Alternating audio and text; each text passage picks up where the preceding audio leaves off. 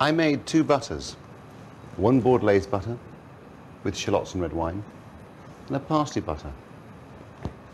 I made a steak sauce. So now I have 3 pieces of rib steak. So I'm going to season them with a paste which I make with beef stock cube.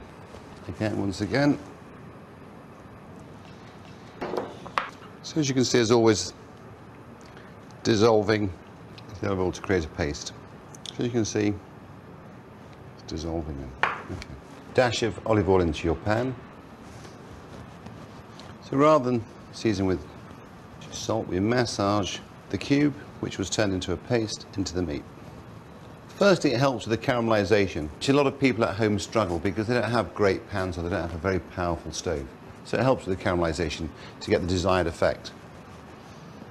Secondly, in my opinion, it tastes better. And thirdly, it doesn't wash off like salt does.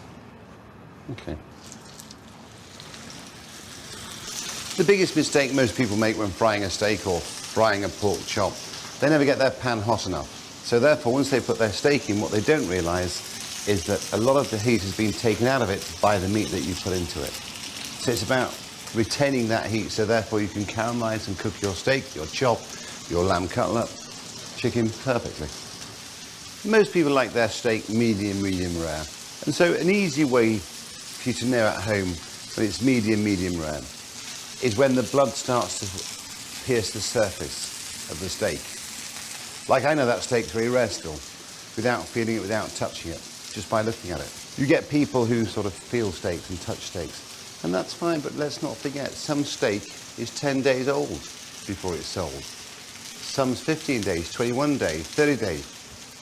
Doesn't work the same way, does it? The longer it's been hung, the less water content it has. And something which has less water content will cook quicker than something that has more water content. So therefore, when it's all touchy, you've got to know the meat you're working with. But so the easiest way is just look at your meat. When it starts to surface the blood, you know it's medium rare. Slice your butter on top, under the grill. When it's half melted, serve. And there we have our steaks with their respective butters. Yeah. And then this one. So we have our 3 steaks. Steak with herb butter, steak bordelaise, which is shallot and red wine, and the steak with the barbecue sauce. No technical ability required, just a little bit of thought.